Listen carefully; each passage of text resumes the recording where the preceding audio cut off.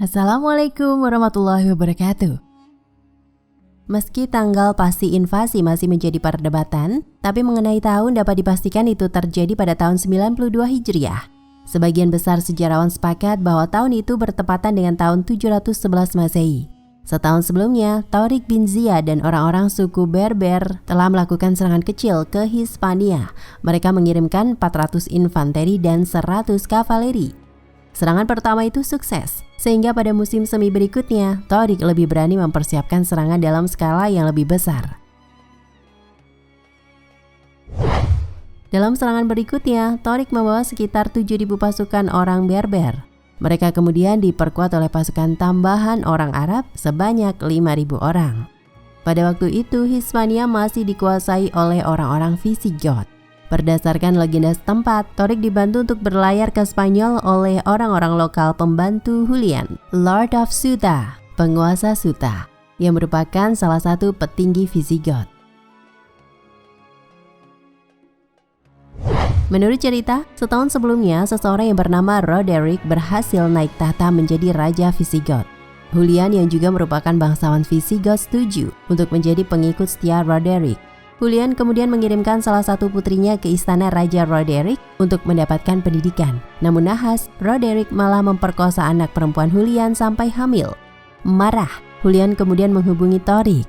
Mereka membuat kesepakatan perdamaian dan Julian memutuskan untuk membalas dendam dengan cara membantu Tariq dan orang-orang Berber dengan menyediakan kapal untuk mereka ke Andalusia.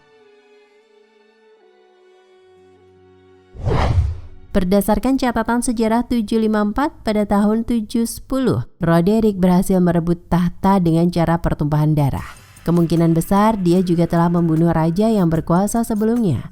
Tindakan itu menyebabkan kemarahan dan menimbulkan perbedaan pendapat di antara orang-orang yang memiliki keterkaitan dengan kerajaan. Pada saat itulah ketika Visigotik Hispania berada dalam kondisi seperti yang dikatakan penulis catatan sejarah 754, kekacauan internal. Tariq dan pasukannya tiba di Hispania. Roderick dengan terpaksa mengumpulkan pasukan untuk menghadapi serangan suku Berber. Namun Roderick sendiri jauh dari rasa percaya diri.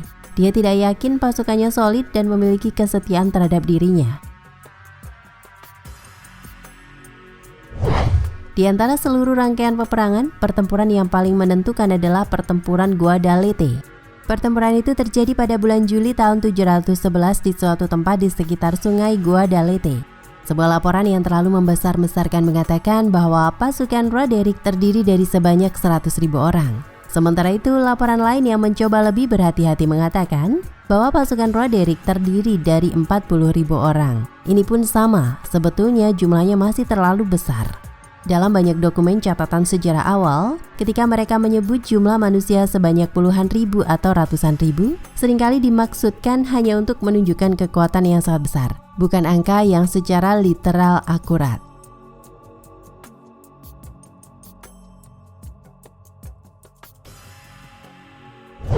Secara detail, tidak banyak yang bisa diceritakan tentang pertempuran ini di luar fakta bahwa itu adalah kekalahan Roderick.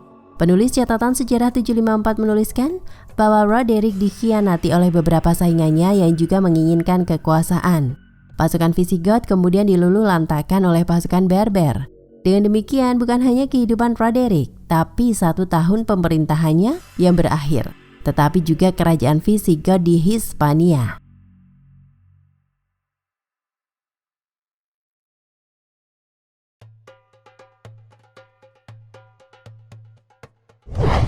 Pada akhir musim panas tahun itu, Tariq telah menguasai hampir setengah dari semenanjung Iberia. Sisanya akan jatuh ke tangan Tariq pada tahun berikutnya. Pada titik ini, beberapa catatan sejarah mengatakan bahwa Musa bin Nusayr, gubernur dinasti Umayyah di Tunisia, menjadi marah dan cemburu karena kesuksesan yang dinikmati oleh Tariq, seseorang yang dulu pernah menjadi budaknya. Perlu diketahui, tidak ada catatan sejarah dimanapun yang kredibel yang mengatakan bahwa penyerangan Tariq dan suku Berber ke Hispania dilakukan atas perintah Musa. Bagaimanapun ketika berita penaklukan Hispania sampai ke telinga Khalifah Umayyah Abdul Malik, dia marah dan memerintahkan baik Tariq maupun Musa ke Damaskus untuk menjelaskan apa yang mereka maksud dengan meluncurkan perang yang menurutnya tidak sah ini. Pada masa itu belum ada teknologi komunikasi yang cepat seperti sekarang. Selain itu, sarana transportasi juga masih sangat tradisional. Mungkin perlu waktu berbulan-bulan untuk mengirimkan pesan dari Damaskus ke Andalusia. Sehingga ketika perintah dari Abdul Malik sampai ke Torik, dia sudah mengalahkan daerah-daerah lainnya di semenanjung Iberia, seperti Écija, sekarang Seville, Cordoba, Toledo, dan Granada.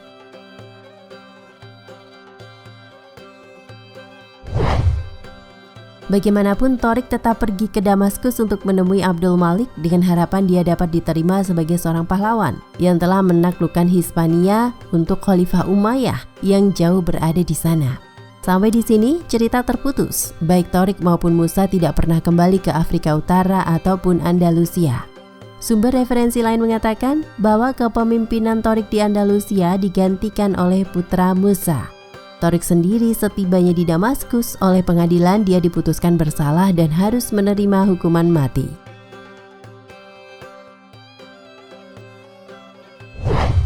Kisah mengenai Torik hilang ditelan sejarah. Cerita yang sebenarnya tidak pernah diketahui dengan jelas. Meskipun demikian, nama Torik diabadikan menjadi sebuah nama gunung dan perairan di daerah Andalusia, yakni Gibraltar atau Jabal Torik. Nama itu masih tetap digunakan sampai hari ini. Perkembangan selanjutnya dari penaklukan bangsa Arab ke tanah Eropa adalah ketika pada tahun 717 mereka bergerak ke arah utara, melintasi Pyrenees, dan kemudian menduduki wilayah Gaul, sebuah wilayah yang sekarang kita kenal dengan sebutan Perancis. Namun serangan Arab Berber ke Gaul kurang berhasil, dan mereka tidak pernah bisa menancapkan pijakan yang cukup kuat untuk menguasai daerah tersebut. Dan bahkan di daerah selatan pegunungan Andalusia, mereka mulai mengalami kemunduran dan kehilangan daerah kekuasaan. Pada sekitar tahun 722, pertempuran kecil namun signifikan terjadi di wilayah Asturias di pantai utara Spanyol. Sejak invasi Berber, Arab, dan penaklukan semenanjung Iberia, sekelompok pengungsi termasuk orang-orang Visigot yang masih bertahan hidup telah mundur lebih jauh dan lebih ke utara, sampai mereka dapat menemukan tempat daerah terpencil di wilayah pegunungan ini. Tinggal di daerah yang sangat terpencil ternyata membuat para pengungsi dan penduduk setempat lebih berani untuk melakukan perlawanan. Perlawanan lebih mudah dilakukan dari wilayah ini ketimbang apabila itu dilakukan di daerah-daerah yang dekat dengan ibu kota Andalusia, kota Cordoba. Gerakan perlawanan mulai terjadi ketika penduduk lokal menolak untuk membayar pajak kepada penguasa Arab. Gerakan ini terus tumbuh semakin menguat sampai akhirnya pihak Arab terpaksa mengambil suatu tindakan tegas. Puncaknya adalah ketika pasukan Arab berhadap-hadapan dengan orang-orang Spanyol Visigot pada pertempuran Covadonga. Namun sayangnya, kali ini pihak Arab harus menerima kekalahan telak. Pertempuran ini merupakan salah satu pertempuran penting dalam sejarah invasi Arab ke Andalusia. Sebab ini merupakan pertama kalinya pihak Arab mengalami kekalahan. Orang-orang Arab tidak pernah berhasil mengambil kembali wilayah Asturias. Akibatnya, banyak sejarawan melihat pertempuran Covadonga sebagai titik awal Reconquista, yaitu sebuah proses yang memakan waktu hampir selama 800 tahun dari perspektif para penulis sejarah Eropa. Untuk mengambil kembali Andalusia untuk orang-orang Kristen dari orang-orang Islam. Tidak lama, daerah utara Andalusia lainnya pun akan direbut kembali dari dinasti Umayyah. Semenanjung Iberia dipisahkan oleh dua zona yang berbeda. Tanah Muslim yang makmur di bagian selatan dengan ibu kotanya Cordoba. Mereka menguasai sekitar 70% wilayah semenanjung Iberia dan bagian utara yang terdiri dari sejumlah negara kecil yang dikuasai oleh orang-orang Kristen.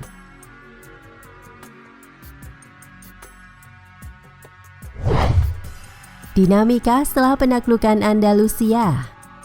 Orang-orang Arab tidak diterima sepenuhnya oleh penduduk setempat karena dalam penaklukan awal mereka tercatat telah melakukan pertumpahan darah, pembunuhan, perusakan, penjarahan, dan hal serupa lainnya. Hal itulah yang memang biasanya terjadi dalam setiap penaklukan manapun. Dari sudut pandang orang Eropa, apa yang telah dilakukan oleh orang Arab terhadap penduduk asli Andalusia merupakan sebuah bencana, yakni pembantaian berdarah-darah dan perampasan hak-hak mereka.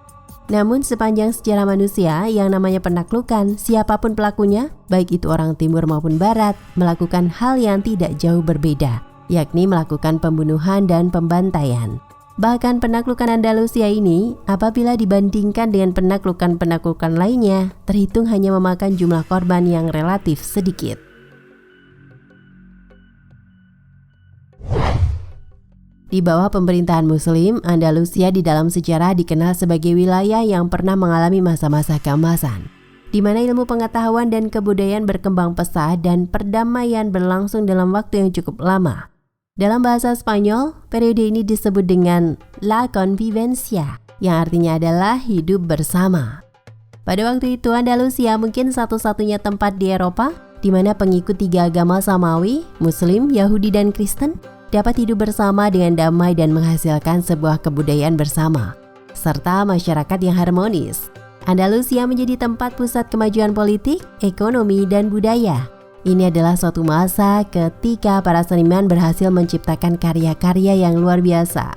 Dan selain itu, di bidang kedokteran, ilmu pengetahuan, matematika, dan sejenisnya mengalami kemajuan yang sangat pesat.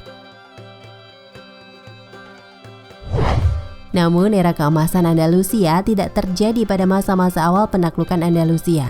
Apa yang terjadi justru munculnya berbagai kerusuhan dan pertikaian di antara orang-orang Arab dengan suku Berber. Orang-orang Berber merasa tidak cukup puas dengan pembagian harta dan tanah yang diberikan oleh orang-orang Arab kepada mereka. Sebaliknya, orang-orang Arab yang dulunya merupakan tuan bagi para budak suku Berber melihat diri mereka posisinya secara alamiah lebih tinggi dibandingkan dengan penduduk Afrika Utara yang pernah mereka taklukkan. Pertikaian ini berlangsung selama 40 tahun sampai akhirnya perdamaian dan stabilitas dapat berlangsung di Andalusia. Setelahnya, Abdurrahman atau yang belakangan dikenal dengan sebutan Ad-Dakhil, satu-satunya anggota keluarga dinasti Umayyah yang masih hidup dan berhasil melarikan diri setelah terjadinya pembantaian oleh orang-orang dinasti Abbasiyah, tiba di Andalusia. Singkat cerita, dia berhasil mencapai tahta tertinggi di Andalusia dengan menjadi seorang khalifah. Di bawah pemerintahannya yang terpusat, berbagai faksi dan suku-suku di Andalusia tunduk terhadap pemerintahannya. Di Andalusia, dia berhasil mendirikan sebuah dinasti yang berlangsung selama hampir 300 tahun. Sementara itu, di luar Andalusia, dinasti Abbasiyah yang baru berdiri sedang tumbuh membesar menjadi raksasa dinasti Islam yang selanjutnya. Wallahu a'lam bishawab. Nah pemirsa Ensiklopedia Al-Fatih, sampai di sini perjumpaan kita kali ini. Semoga menginspirasi.